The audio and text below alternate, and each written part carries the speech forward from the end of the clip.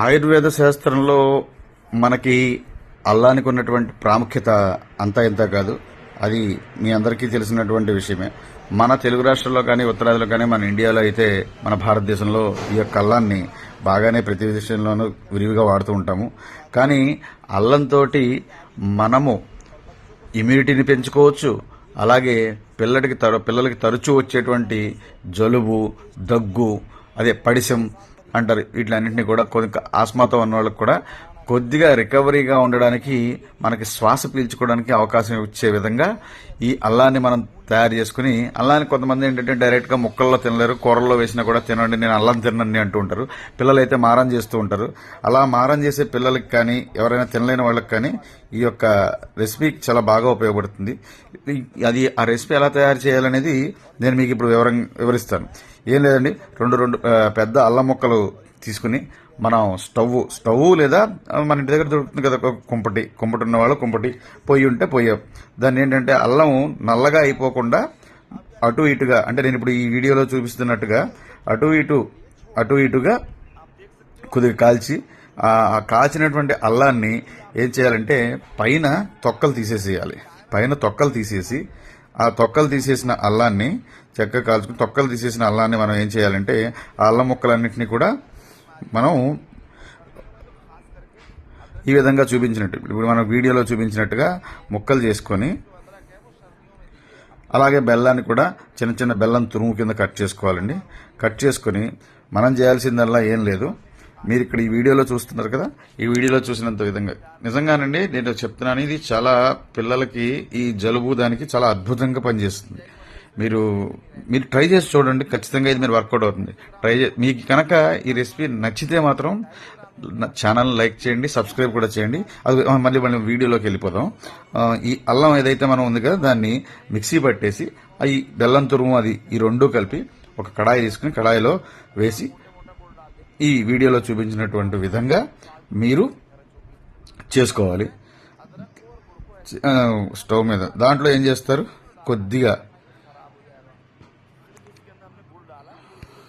దీన్ని కనుక పిల్లలకి ఇచ్చినట్టయితే పిల్లలు మళ్ళీ మళ్ళీ పెట్టమని చెప్పి అడుగుతారు. అది మీరు కావాలంటే మీరు ఇంట్లో పిల్లలకి ట్రై చేసి చూడండి. మనం ఇంకా చేర్చుకోవాల్సిన ఇదేంటంటే కొద్దిగా మన మిరియాల పౌడరు, ఓకే, కొద్దిగా నల్ల ఉప్పు అంటారు చూసారా, నల్ల ఉప్పు కొద్దిగా చేర్చుకుని ఈ విధంగా మనం ఇక్కడ వీడియోలో చూపిస్తున్న విధంగా మనం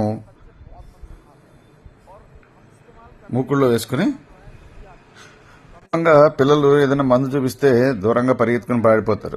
కానీ మీరు ఇది ట్రై చేసి చూడండి, పిల్లలు దూరంగా పరిగెత్తుకుని వెళ్ళిపోరు. అమ్మ ఇంకొద్దిగా పెట్టమ్మా అని అడుగుతారు. ఈ విధంగా మనం ఏంటంటే ఈ గిన్నెలో చూపించిన విధంగా అది కొద్దిగా నీళ్ళల్లో మనం ఎలాగైతే మనం బెల్లం పాకం పడతామో ఆ బెల్లం పాకం పట్టిన విధంగా మీరు ఒకసారి చూసినట్టయితే కనుక ఇందులో ఆ నీళ్ళల్లో వేసి మనం అది గట్టిపడిందా లేదా పాకం అని చెక్ చేస్తాం కదా, ఆ విధంగా మీరు చెక్ చేసుకుని కొద్దిగా గట్టి పడుతోంది అని మీకు అనిపించిన వెంటనే మీరు ఏం చేస్తారంటే దాన్ని బూర్ల మూకుల్లోంచి బయటకు తీసేసి మెల్లిగా దాన్ని ఇప్పుడు ఇందులో చూపిస్తున్న విధంగా మీరు చూడండి, ఈ ఉండలు చుట్టండి, అలా ఉండ కింద చుట్టండి, అలా చేతితోటి ఉండ కింద చుట్టిన తర్వాత మెల్లిగా దాన్ని కాస్త అటు ఇటు దాన్ని మెదిపితే మనకి జీడిపాకం ఉంటుంది. మనం తీర్థంలోనూ అక్కడ చూస్తూ ఉంటాం, ఈ తిరణాలలో ఈ దానిలాగా సాగుతూ గట్టిగా తయారవుతుందండి. ఇది ఈ గట్టిగా తయారైన ఈ యొక్క దీన్ని మీరు తీసుకుని మీరు జాగ్రత్తగా అలా సాగదీస్తూ కొద్దిగా దాన్ని కాస్త, అంటే వేడిగా ఉంది కాబట్టి మీకు అలా అనిపిస్తుంది, కొద్దిగా దాన్ని చల్లారిన కొద్దీ అది పాకం గట్టిపడుతూ ఉంటుందన్నమాట. ఆ పాకం అలా గట్టిపడుతూ ఉంటుంది. దాన్ని ఆ విధంగా లాగి మెల్లిగా ఒక్కోటి ఆ చాకుతోటి అలా చిన్న చిన్న ఉండల్లాగా కట్ చేసుకుని మనం పెట్టుకోవచ్చు.